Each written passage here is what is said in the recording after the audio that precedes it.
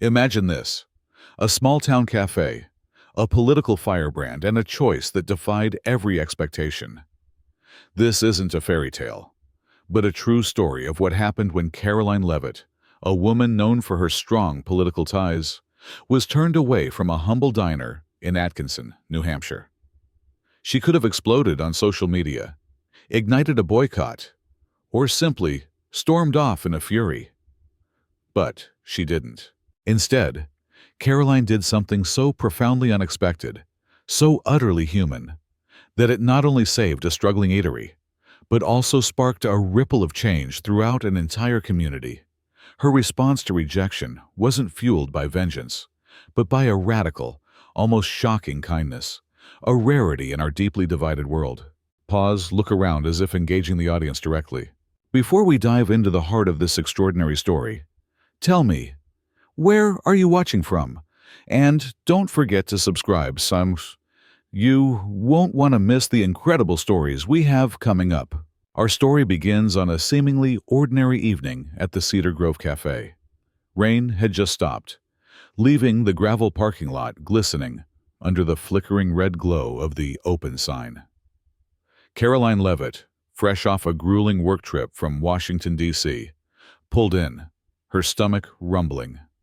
She was back in her hometown, and the familiar comfort of Cedar Grove called to her. She needed to get some work done, and a good meal was long overdue. She hadn't eaten since breakfast. The little bell above the door jingled merrily as Caroline stepped inside. The air was thick with the comforting aroma of freshly brewed coffee and frying potatoes.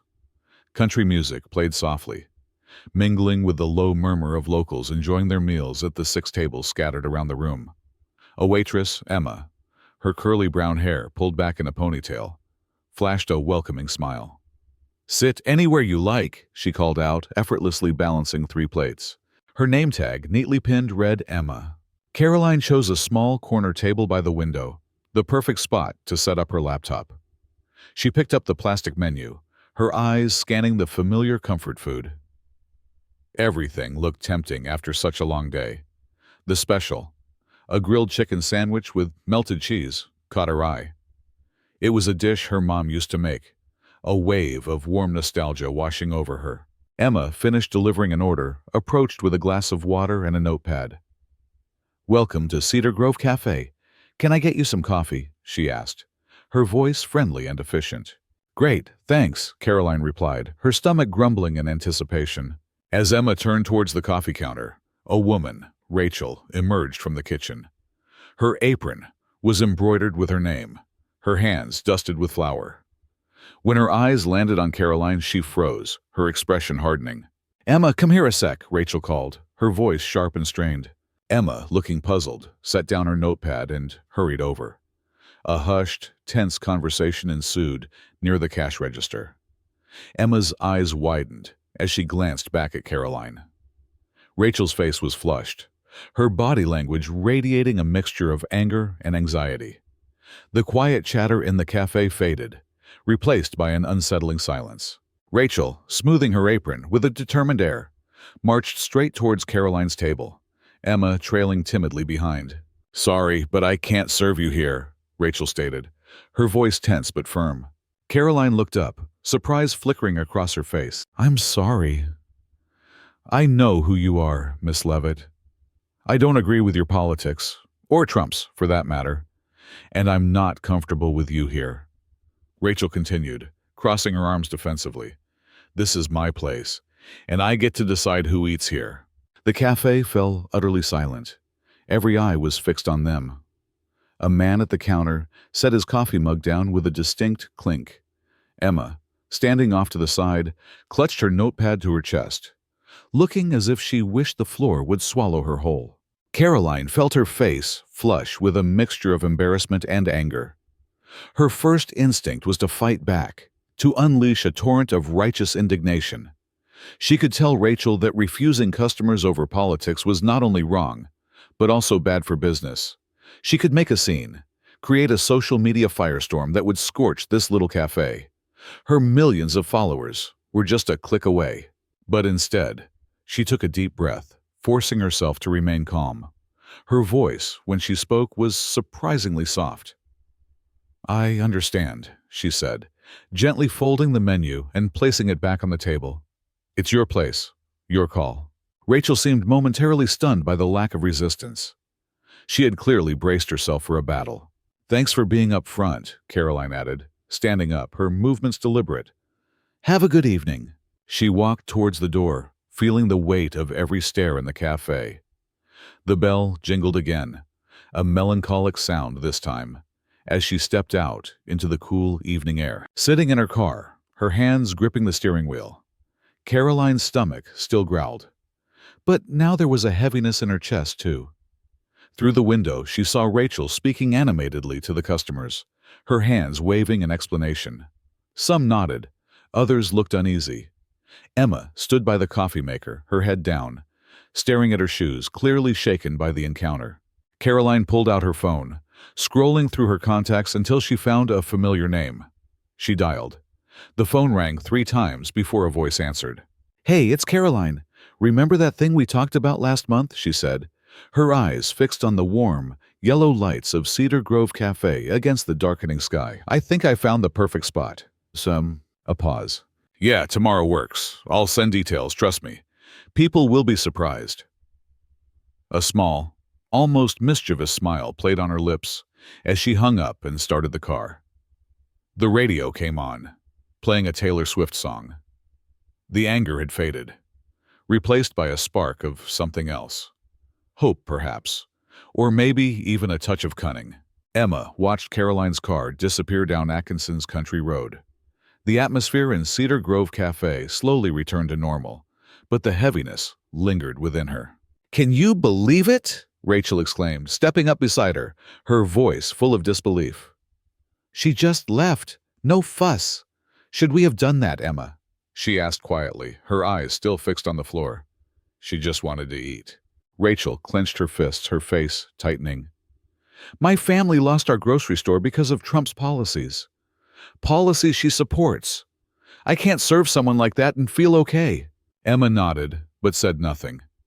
The bell jingled as a family of 4 walked in, their cheerful chatter a stark contrast to the tension that still hung in the air. Rachel forced a professional smile and went to greet them.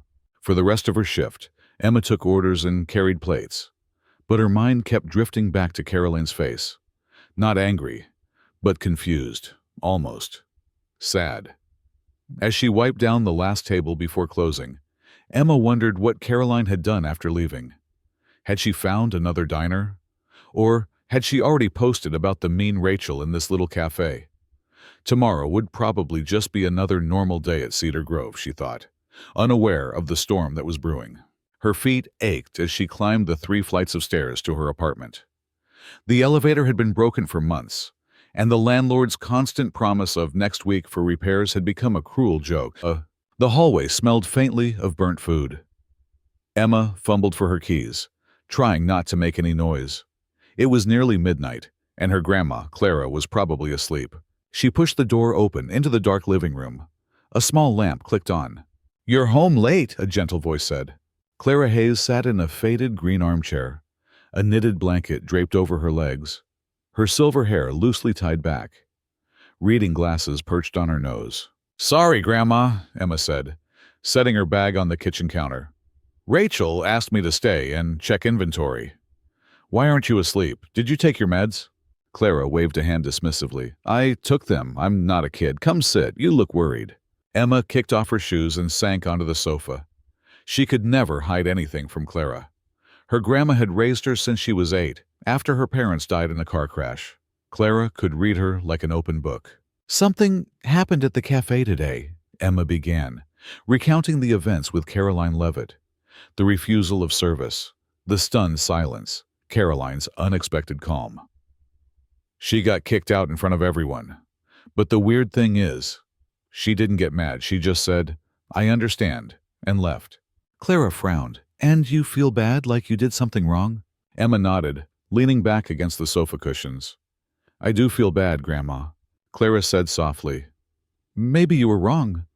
Rachel's got her reasons, but turning someone away just for disagreeing, that's not how I raised you." Emma sighed. But what could I do? Rachel's the boss. I need this job. Your meds are expensive and rent's going up again. Clara patted her hand.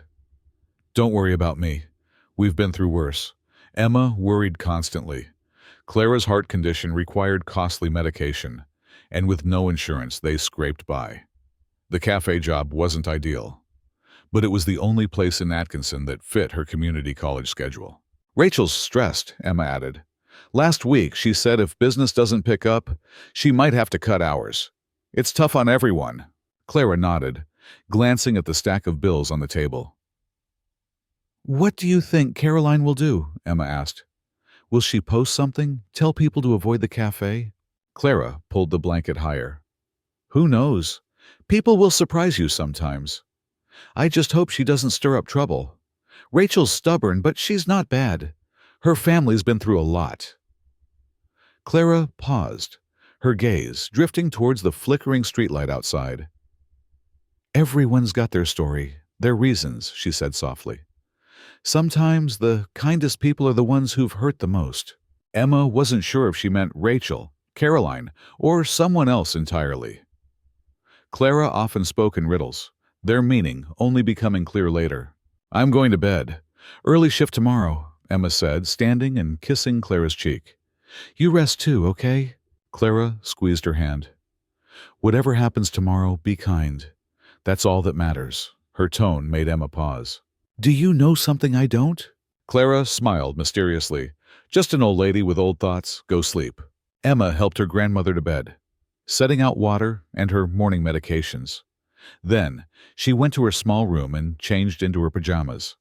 Lying in bed, she couldn't stop thinking about Karoline's calm face as she left, the phone call she made in her car, and Rachel's worried look over the books. She pulled the covers up and closed her eyes, determined to face whatever tomorrow brought, just as she always did. She drifted off, thinking of Karoline's words. Thanks for being up front. It was a strange thing to say to someone who had just kicked you out. The next morning, her alarm blared while it was still dark. Emma groaned, fumbling to silence her phone, knocking it to the floor in the process. She hated morning shifts, but the extra $1 an hour made it worthwhile. After a quick shower, she checked on Clara, who was still sleeping peacefully. Emma left a note on the counter. Lunch in the fridge. Call if you need anything. Love you. The air was chilly as she zipped up her jacket and hurried down Main Street. Dawn was breaking, painting the sky in hues of pink and gold. As she turned the corner toward Cedar Grove Cafe, Emma froze. A crowd of about 30 people stood outside the cafe. Her first, panicked thought was a protest. Had Karoline called people to cause trouble? But as she got closer, she noticed something peculiar. There were no signs, no angry chants, just people waiting, some holding gas station coffee cups, chatting amiably. An old man checked his watch impatiently. Excuse me, I work here, Emma said, pushing her way through the crowd. What's going on? A woman in a red coat smiled. We're waiting for it to open. Is it true Karoline Leavitt told people to come here? Emma blinked, bewildered. What? No, that's... A man interrupted, cutting her off. I saw her post. She said this place has the best coffee around. Before Emma could respond, a news van screeched to a halt in front of the cafe. A tall man with slicked-back hair, holding a microphone, jumped out, followed by a cameraman. Perfect timing, he said, spotting Emma. You work here? I'm Jake Carter from Channel 9 News. Can we get a few words about this social media sensation? Emma faltered. I don't know what everyone's talking about, she stammered, fumbling for her keys. I have to open the cafe. Sorry, I can't be late, she said, dodging Jake's interview request. She slipped inside and locked the door behind her. The interior of Cedar Grove Cafe was dark, save for the kitchen light Rachel had left on. Emma flipped the main switch, and the familiar buzz of fluorescent lights filled the silence. She hung up her coat, tied on her apron, and tried to make sense of what was happening. Her phone buzzed. 3 missed calls from Rachel. She was about to call back when the back door burst open. Emma, thank God you're here. Rachel rushed in, her face flushed, no makeup, her blonde hair in a messy ponytail instead of its usual neat bun. Have you seen it? It's packed out there. They say Karoline Leavitt told people to come here online. This is insane.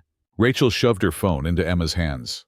On the screen was Karoline's TikTok video, filmed right in front of Cedar Grove Cafe, with its charming green awning and window flower boxes.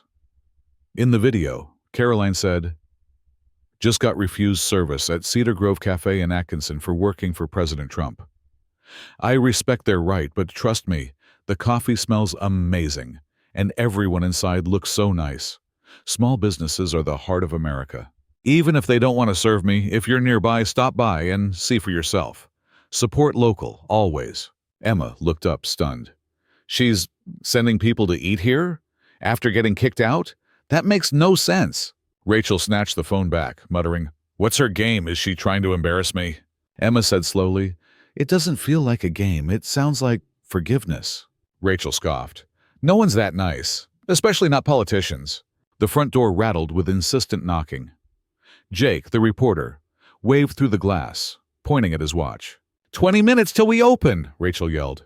"I just need a quick quote about the viral video," Jake shouted back. "Viral," Rachel repeated, her face paling. "Get ready," Emma said, her voice practical. "Those people out there will want breakfast." The next 15 minutes were a whirlwind of activity. Rachel called the other waitress, Sophie, to come in early. They brewed extra coffee, prepped double batches of toast. Emma fired up all 4 griddles instead of the usual 2. Right at opening time, Rachel unlocked the door. Customers flooded in, filling every table in seconds.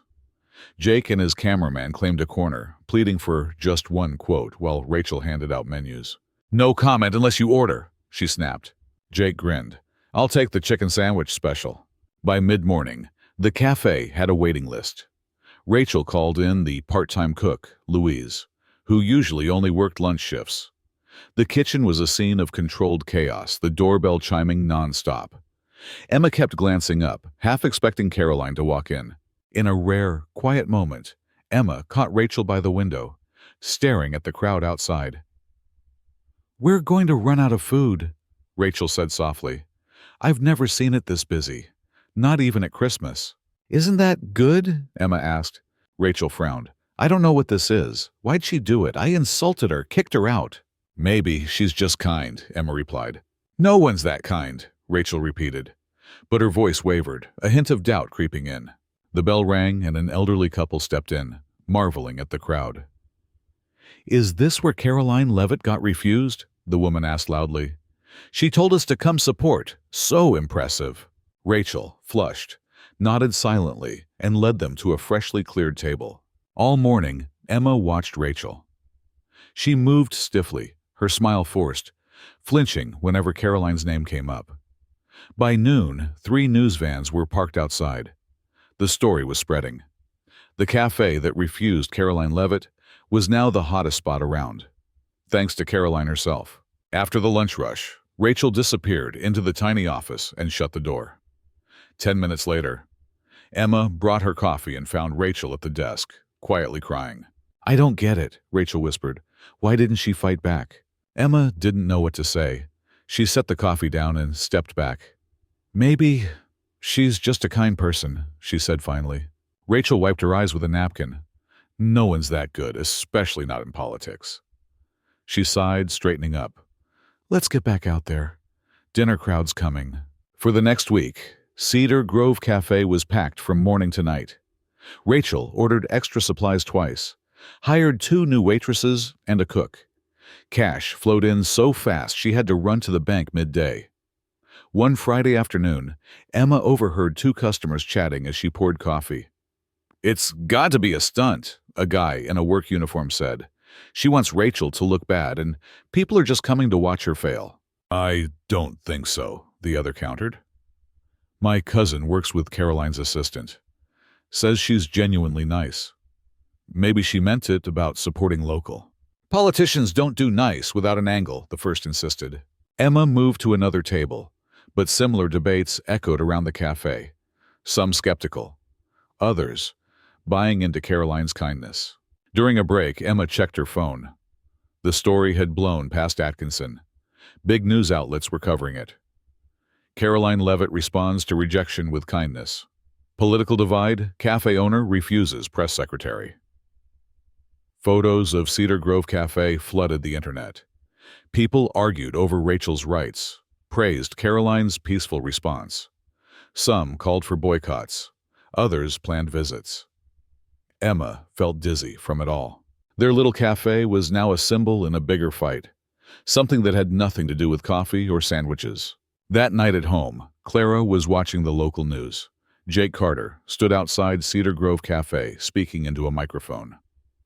Owner Rachel Bennett has declined further comment on why she refused Karoline Leavitt, but sources say it's tied to personal political reasons. Emma grabbed the remote and shut it off.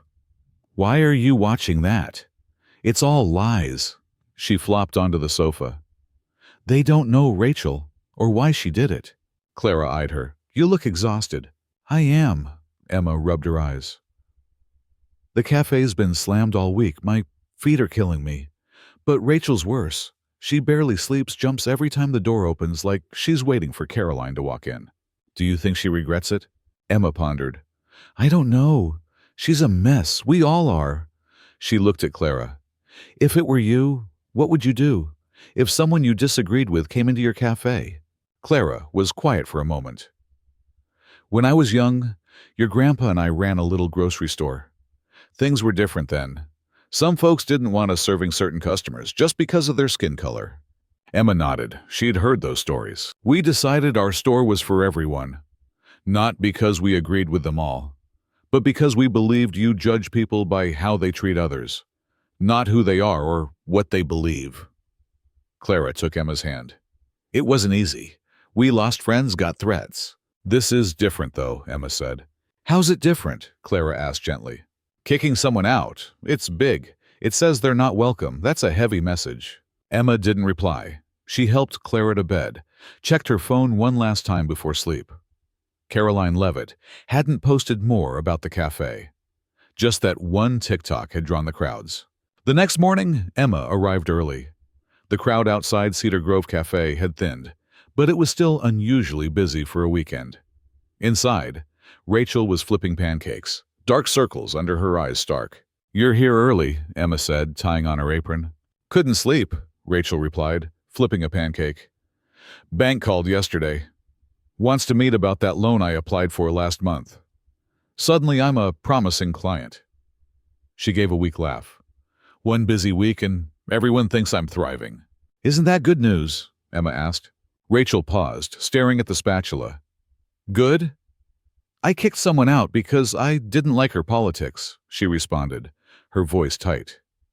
"And she responded by bringing me more business than I've seen in 3 years. What does that make me?" Before Emma could answer, noise erupted from the front. Early customers getting restless. Rachel turned back to the griddle, her face tense. "After lunch, I need to figure this out." "Figure what out?" Emma asked, but Rachel just shook her head, kept cooking, looking utterly weary. A week after Karoline's video, Cedar Grove Cafe was still Atkinson's busiest spot. The crowds had eased slightly from that first day, but still doubled the normal numbers. Rachel had to print new menus, nudging prices up a bit to cover the extra staff pay. That morning was foggy. Emma got to the cafe even though her shift started later. She'd promised to help sort a delivery. The mailman had just left when she arrived. "Hey, Emma," he said cheerfully. "Lots of mail for Rachel today. Everyone wants to write the famous cafe lady." Emma smiled politely, taking the stack. Since the story broke, Rachel had received letters from everywhere. Some backing her refusal of Karoline. Others filled with insults that made Emma flush. Rachel had stopped opening them after day 3. Emma sorted the mail into piles, bills, business stuff, and the opinion letters, as Rachel called them, shoved under the counter for later. One envelope in the mix caught her eye. Cream-colored, heavier, with neat, slanted handwriting. No return address, just Rachel Bennett, Cedar Grove Cafe. Emma set it aside. Something felt special. The morning flew by in a blur of toast and coffee. Near noon, as the breakfast crowd thinned, Emma remembered the envelope. "This came in the mail today," she said to Rachel, pulling it from her apron. "I think you should see it." Rachel looked up from the shift schedule. "If it's another jerk saying I'm ruining America, I'm not reading it." "I don't think it is," Emma said, handing it over. This handwriting looks personal. Rachel sighed, took it, turned it over, her fingers brushing the edge. Fine, later, she said. But instead of tossing it in the opinion box, she slipped it into her pocket and went back to the schedule. Emma didn't see the envelope again until closing. While wiping tables, she spotted Rachel alone in a corner, the cream envelope open in front of her. Rachel sat perfectly still, her hand over her mouth as she read. "Everything okay?" Emma asked softly. Rachel flinched. "What? Yeah." She folded the letter carefully, slid it back into the envelope. "No, I don't know. It's from her. Karoline Leavitt." Emma stopped wiping. "What's it say?" "That's the weird thing," Rachel replied slowly. "It's not what I expected at all." Before she could explain, Louise called from the kitchen that he'd finished cleaning and was heading out. The moment passed. Rachel tucked the letter away, locked up. The next day was the cafe's day off. Emma stayed home, helping Clara with laundry and groceries. While putting away cans, her phone rang. It was Rachel.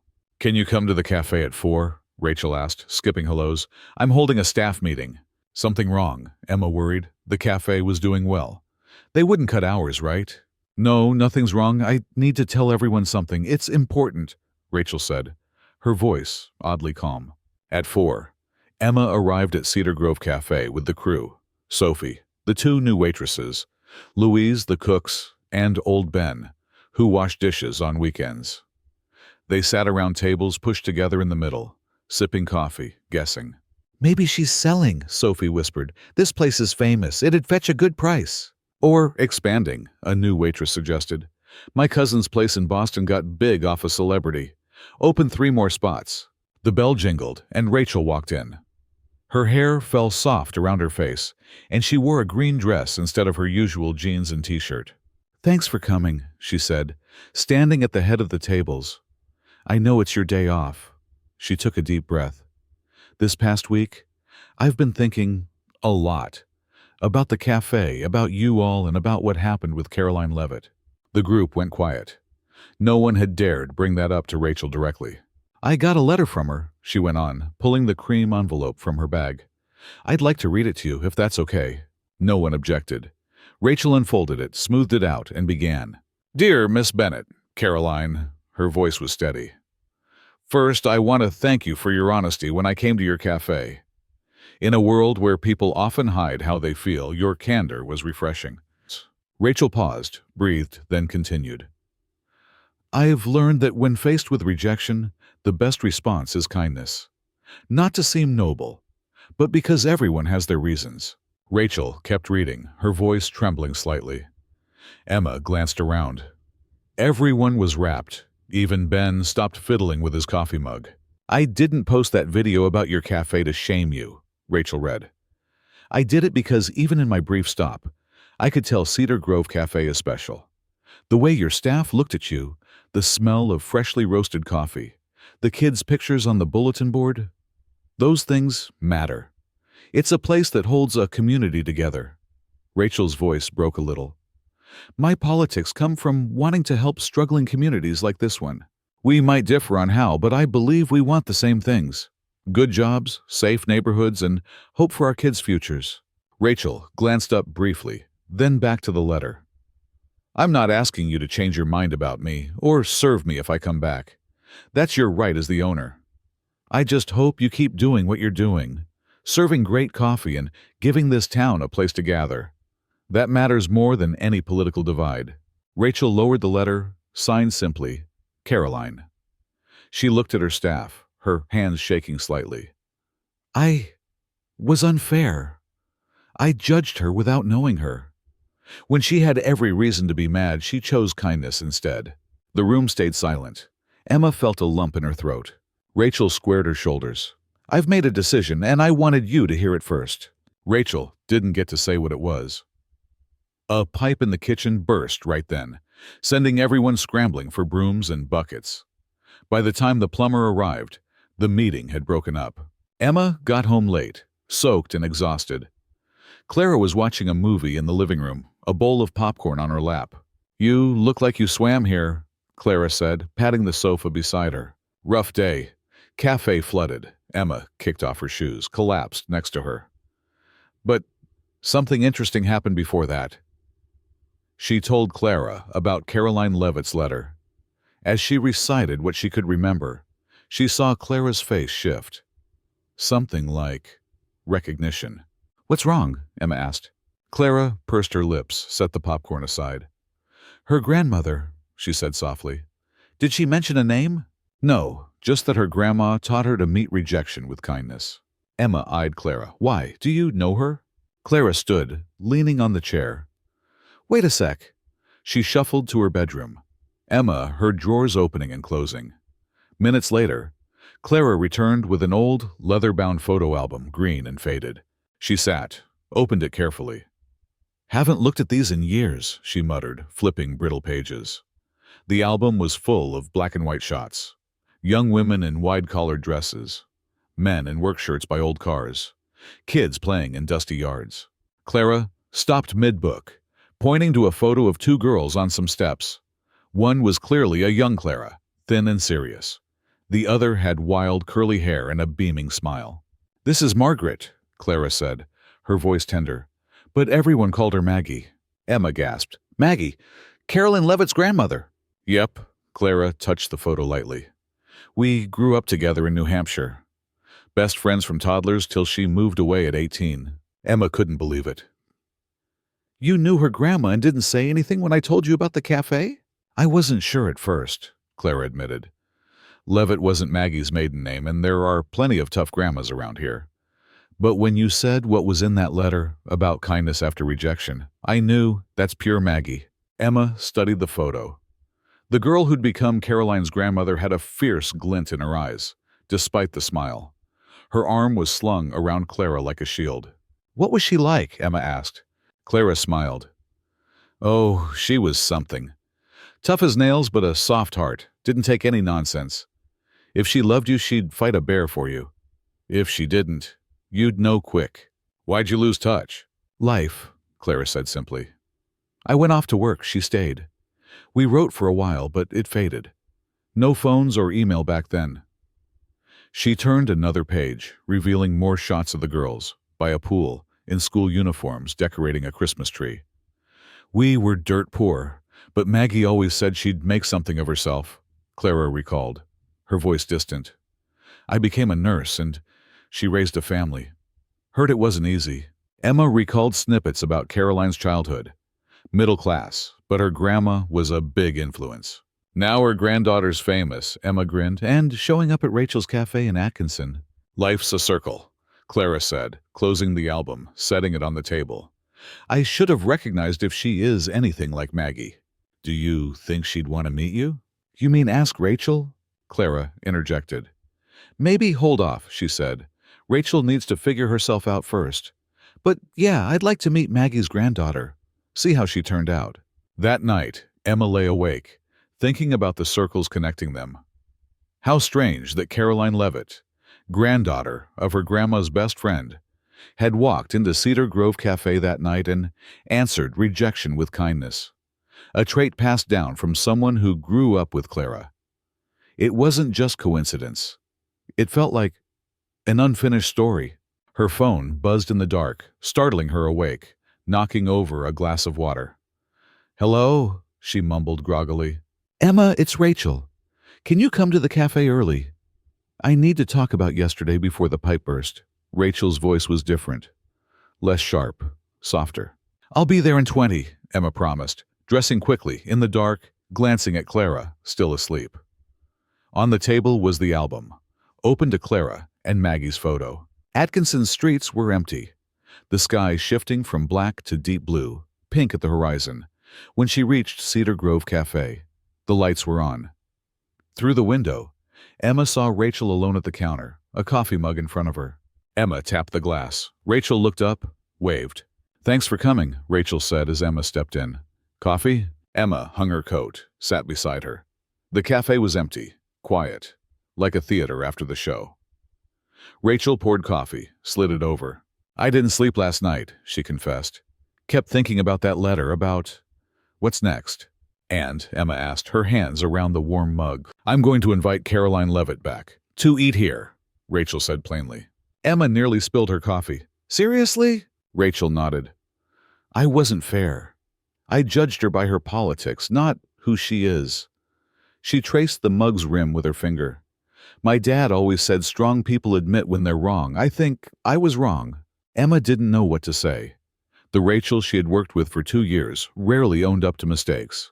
Recipes, schedules, deep beliefs. I think that's brave, Emma said finally. Rachel gave a small, low laugh. Doesn't feel brave, just scary. What if it's a mistake? What if she uses it against me? From her letter, it doesn't seem like she would, Emma replied. No, it doesn't. Rachel sipped her coffee. That's why I wanted to tell you first. I value your take, and I need help writing an invite. I'm no good with words like this. Emma felt honored that Rachel trusted her. They discussed the invitation letter's contents, with Emma hesitating whether to share Clara's revelation. Would that connection make Rachel more comfortable or more wary about inviting Karoline? There's something I want to tell you, Emma finally spoke up. It's actually pretty amazing. She explained how Clara realized she'd been childhood best friends with Karoline's grandmother. Rachel's eyes widened, interrupting. Are you serious? Your grandma actually knew her grandma? Yeah, best friends until my grandma moved away, Emma nodded. She has photos and everything. Rachel set her mug down hard, coffee sloshing onto the counter. Unbelievable. It's like fate, Emma suggested. I was going to say weird coincidence, but yeah, maybe fate. Rachel wiped the coffee with a napkin. Does your grandma want to meet her? I think she does, Emma said cautiously. If you're okay with it. Rachel went quiet, thinking. What if we invite both? Karoline and your grandma. A real conversation. Not just an apology over food. Her eyes lit up. Just private, after closing. The 4 of us. You, me, her, and Clara. You'd need to be there for your grandma, and I, she hesitated, might need some moral support. Emma smiled. I think it's perfect. They spent the next hour drafting the invite. Rachel wanted it handwritten, like Karoline's letter, testing several versions before settling on one she liked. Respectful, but not too formal. Apologetic without groveling. Dear Miss Leavitt, Karoline, it read. Thank you for your letter. Your kindness in the face of my rejection made me rethink a lot. I'd like to invite you to dinner at Cedar Grove Cafe Friday night after closing, to apologize in person and offer the meal I denied you. There's also something incredible. Clara Hayes, grandma of my waitress Emma, believes she was best friends with your grandmother in New Hampshire. She has photos and memories to share if you're interested. This isn't a public event. No press, no cameras, just a chance to talk as people, not politics. Sincerely, Rachel Bennett. Rachel sealed it in a cafe envelope, writing Karoline's name on the front.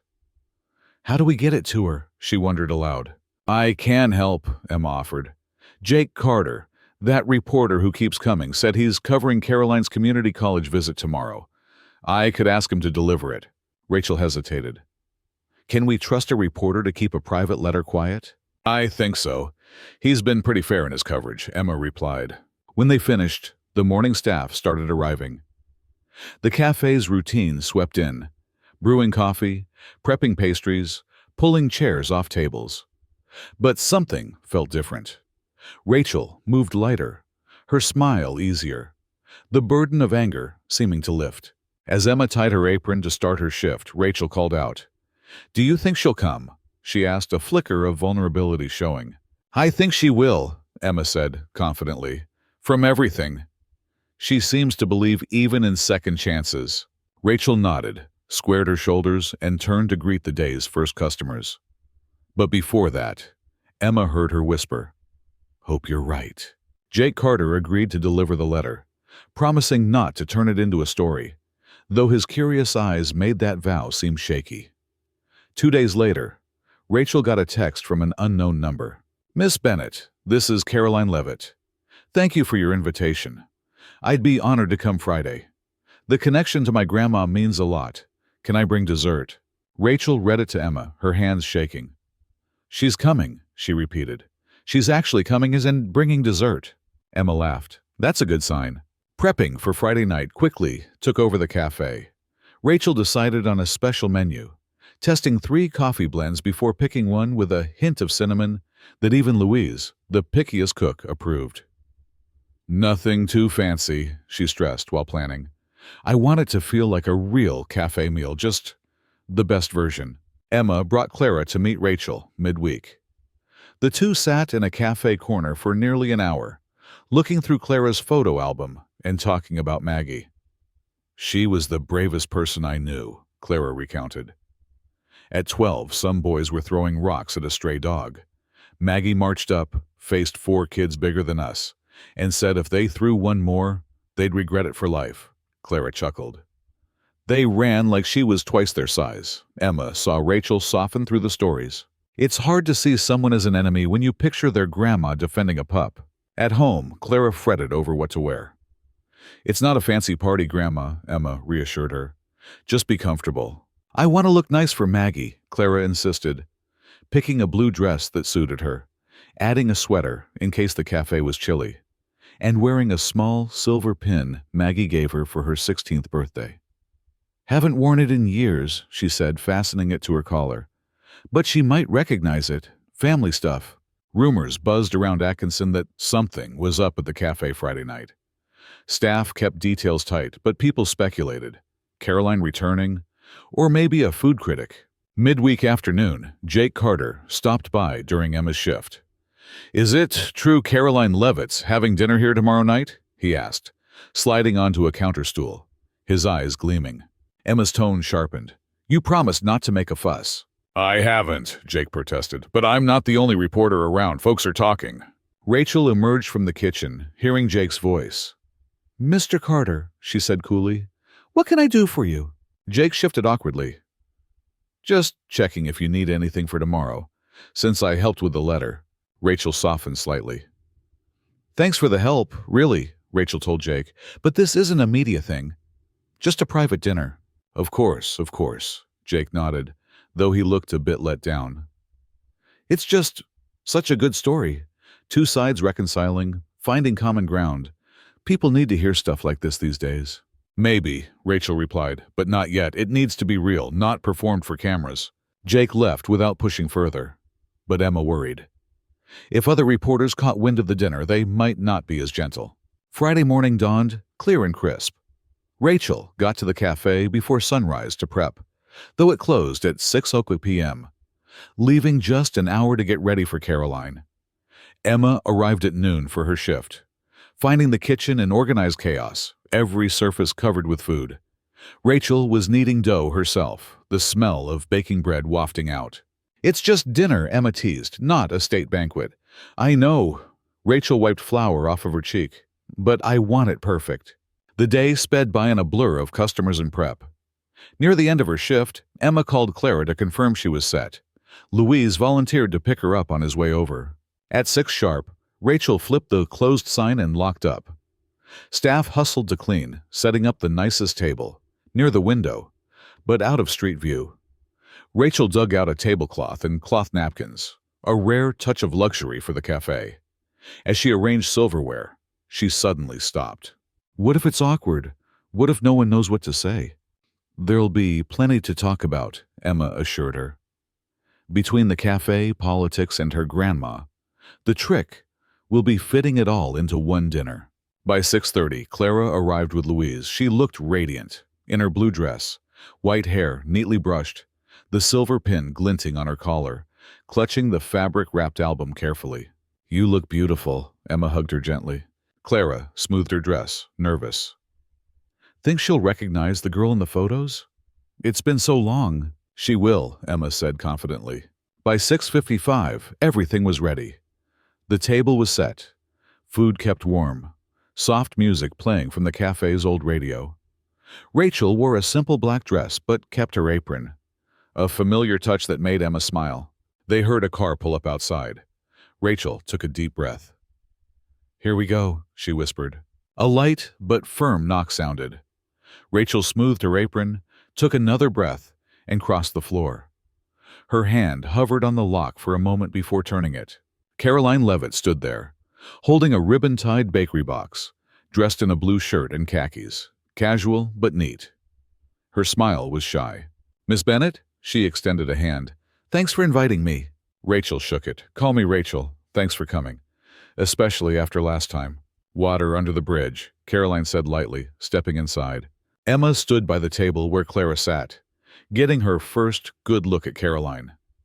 That first night had been too hectic to notice. She was younger than Emma expected, with bright eyes and a warm smile. "I brought pie." Karoline held up the box. "Apple, from a little place on Maple Street. The owner swears it's the best around." "Annie's place," Rachel nodded. "She's not exaggerating. Her pies win the fair every year." The moment felt surreal to Emma. Not long ago, Rachel wouldn't serve Karoline coffee. Now they were chatting about pie like old friends. "Let me introduce you." Rachel led Karoline to the table. "This is Emma Hayes, my best waitress." She winked. "She's also the one who made me rethink some things." Karoline shook Emma's hand. "Nice to meet you, officially." "And this," Rachel continued, "is Clara Hayes, Emma's grandma." Karoline turned to Clara, who sat upright, hands clasped in her lap. Seeing her, Caroline's face shifted, frozen, her eyes wide. "Mrs. Hayes?" she said softly. Clara smiled, her eyes glistening. "You look just like your Uncle Paul, Maggie's little brother, same eyes." Karoline set the pie box on a nearby table, stepping towards Clara. "You really knew my grandma? When she was young?" Clara nodded, patting the chair beside her. "Sit down, girl. I've got stories." As Karoline sat, Clara opened the album in front of her. "Here's where it starts." She pointed to the photo of two girls on steps. Karoline leaned in, her breath catching. "Maggie," she whispered, touching the image of the curly-haired girl with a bold smile. "I've never seen her this young." "We were 14 when it was taken," Clara explained. "Your great-grandpa snapped it before heading to the steel mill. A Sunday." She flipped to another page. "This one's at the swimming hole where we'd ditch chores every summer." Emma and Rachel exchanged a look, sensing they were witnessing something special. Rachel nodded towards the kitchen, and Emma followed. "Let's give them a minute." Rachel checked the food. "This matters more than dinner getting cold." They busied themselves in the kitchen, hearing snippets of chatter from the dining room. Caroline's occasional laugh, or Clara exclaiming, "That's right, I'd forgotten that part." After about 15 minutes, Rachel peeked out. Karoline and Clara were still at the photos, but nearing the album's end. "A good time to serve. Everything's ready," she announced, carrying out a tray of fragrant grilled chicken sandwiches. The cheese melted perfectly.